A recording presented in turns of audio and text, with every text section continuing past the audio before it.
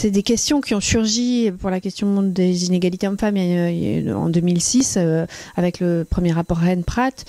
pour la diversité plus tardivement et de manière plus polémique, mais aussi parce que ça n'a pas été pris en charge d'emblée par les pouvoirs publics, mais que c'est venu justement de dominer, en fait, de gens en situation qui vivaient des dominations dans le champ des arts vivants et qui sont venus questionner justement son caractère émancipateur et justement le contraste entre les discours et les pratiques, et notamment de ceux qui étaient dans le haut de la hiérarchie du théâtre public pour ce qui est du théâtre. Et du coup, c'est une prise en compte qui est progressive, qui est conflictuelle, et ce qui est intéressant, c'est que c'est une prise en compte qui vient, qui se joue à plein d'endroits en même temps et qui vient vraiment heurter en fait de plein fouet ce paradoxe d'un secteur qui se vit et se veut émancipateur et qui effectivement produit comme d'autres, mais presque je dirais plus que d'autres, des dominations, plus que d'autres parce que justement il se vit comme préservé de ça et que donc il met plus de temps que d'autres secteurs à y réfléchir, et plus que d'autres aussi parce que c'est un lieu qui effectivement travaille les représentations et qui du coup quand il n'est pas un lieu de transformation des représentations dominantes est un lieu de reproduction sacrément efficace. On ne se rend pas compte, par exemple, au-delà même de la question de l'égalité homme-femme, mais du fait que beaucoup des interprètes qu'on voit sur les scènes sont tous quand même globalement beaux, jeunes, minces. Donc il y a aussi une normativité des corps, et puis aussi effectivement ils sont statistiquement quand même. Le milieu de la danse est un peu à part, mais dans le monde du théâtre, en tout cas du théâtre public, il y a quand même un décalage. Si on va dans le métro à Paris et si on va dans une salle de spectacle, on va avoir un problème de décalage dans la salle, bien sûr. On va avoir un problème aussi de décalage sur la scène, où il y a extrêmement peu de personnes non blanches, pour appeler les choses comme elles sont. Et du coup, non seulement le monde du théâtre ne représente pas la société dans son ensemble, et c'est pas simplement un problème de corps et un problème de couleur, c'est aussi que du coup derrière il n'y a pas non plus au niveau des auteurs, au niveau des metteurs en scène, au niveau des récits du coup qui sont portés sur les scènes et du monde qui est donné à voir sur les scènes. C'est une expression qui est beaucoup revenue, eux et nous dans les discussions ce matin. Et effectivement, en fait, il y a une nécessité de s'interroger sur qui est nous et en quoi est-ce qu'il est différent de eux et c'est qui ce eux et pourquoi est-ce qu'il y a ce sentiment comme ça d'une altérité en fait très très forte. Et du coup, est-ce que c'est bon de réfléchir dans ces termes-là ?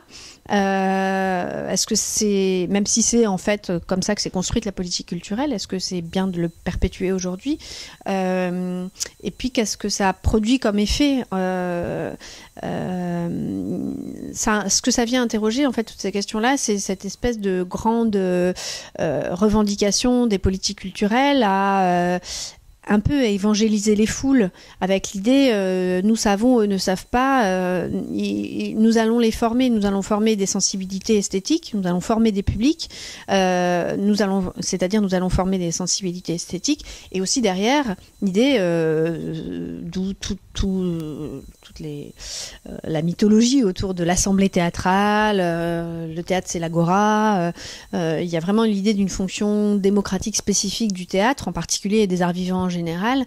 qui serait un peu comme un microcosme de la démocratie en quelque sorte. Et donc du coup, quand on se rend compte que ni chez les spectateurs, ni chez ceux qui font le théâtre, on est sur des citoyens comme les autres, ça vient questionner justement tout cet idéal démocratique là. Et c'est ce qui est assez passionnant, mais je comprends que ce soit aussi très douloureux en fait pour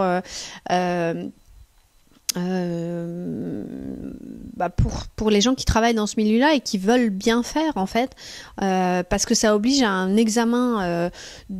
non seulement des politiques culturelles, mais aussi de ses propres pratiques dans son univers professionnel. Et puis, une participante disait, moi, je me questionne toujours sur mon hétérocentrisme, sur qui je suis en tant que blanche, dans son travail, mais pas que dans son travail, aussi dans sa vie de tous les jours. C'est un examen qui peut être un peu douloureux, mais je pense qu'il est douloureux surtout au début, les premières fois où on le fait.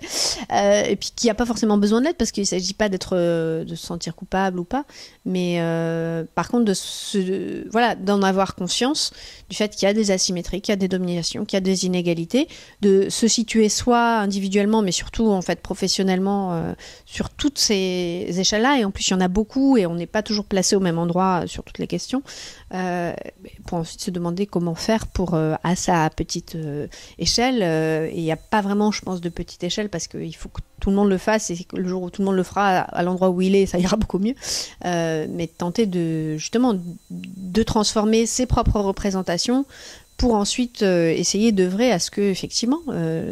un art qui est subventionné par la collectivité pour son potentiel de transformation sociale, parce que c'est quand même ça dont il est question implicitement, soit effectivement un lieu de transformation et pas de reproduction des dominations.